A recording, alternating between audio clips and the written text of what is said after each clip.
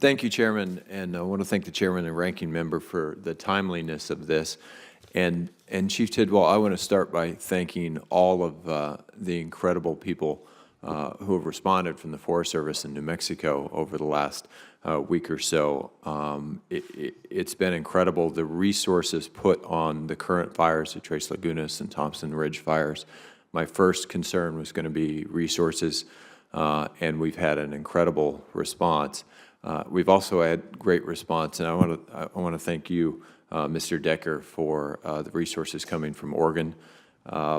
You know, we have a situation where, in addition to those two active fires on Sunday night, I watched as one of our pre-monsoon thunderstorms rolled through the state, and it moved through the Manzano Mountains just outside Albuquerque.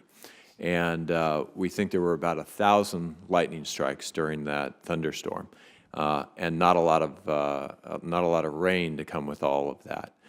As a result, there were 4 ignitions in that area, and volunteer and Forest Service resources were able to respond and get those taken care of as well. So we're going to be fighting this for a few months until our monsoons kick into place.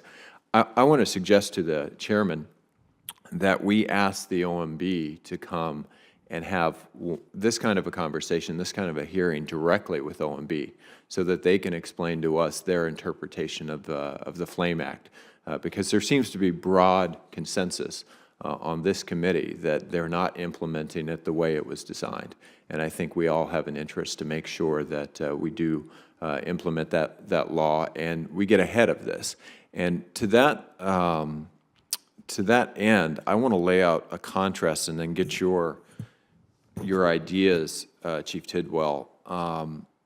In the last few years, we've had 2 of the biggest fires in New Mexico history. In 2011, we had the Los Conchas fire, 150,000 plus acres. In 2012, that was eclipsed. It was the largest fire in our state's history at the time. In 2012, Whitewater Baldy burned about 300,000 acres. And just looking at the acreage numbers, you would think, oh, well, you know, Whitewater Baldy was the one, the example of how things really go badly. But when you drill down and actually look at the impacts on the ground, and you look at the fact that Whitewater Baldy, I think over half of that was actually backburn, for example.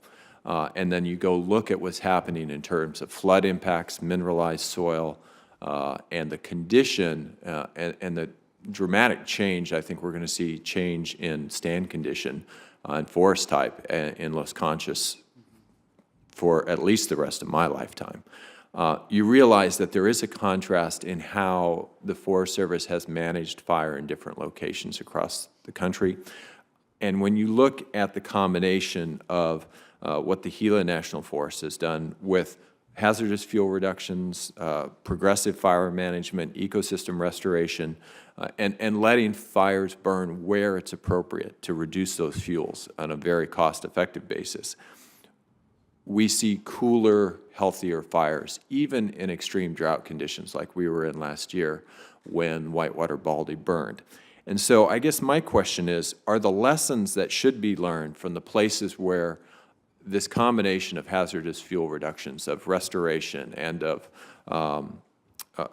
good fire management, where those things have been shown to reduce the impacts on community, where we're really doing things well, have those lessons been applied, and are they reflected in your agency's budget? Because I think what you're hearing from folks on this committee is we don't think that's the case, and we're worried that we're robbing Peter to pay Paul, and we need more prevention to be able to reduce the cure in the long run.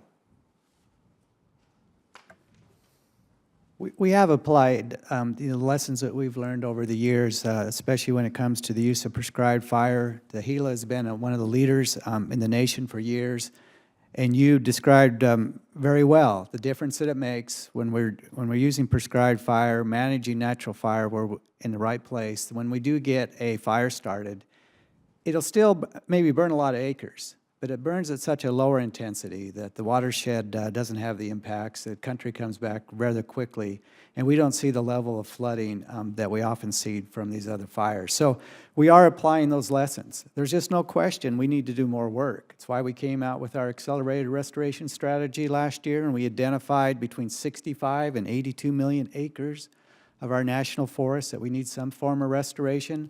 The majority of that's going to be with fire. But there's also a component of that, about 12.5 million, that we need to be using mechanical timber harvest to be able to address that work, and that we know we can make a difference. Between the Department of Interior and the Forest Service, we've done case studies on hundreds, close to 1,000 different situations where we have done field treatments and then had a fire burn into those treated areas. Over 90% of them show that it's been effective to reduce the severity of that wildfire. We know we need to do a better job to be able to quantify it economically, but we know that it works. And so these are the things that we need to be able to move forward with, is to be able to do some additional research, to be able to put the economic quantification to the benefit of these fields projects, because we've all seen it on the ground without any question. When they are done at a large enough scale in the right place on the land, that it will reduce the severity of the fire. It makes suppression efforts much more effective. It makes it a lot safer for our firefighters.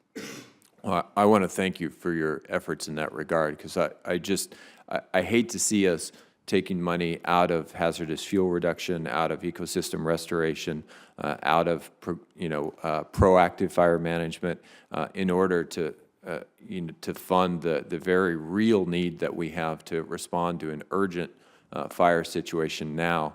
It's really it's a terrible choice to be making, because every dollar that we put into those prevention activities, into creating healthier forest ecosystems in the first place, is dollars we don't have to spend down the road for fire management after we have a catastrophic fire like the ones we're seeing now.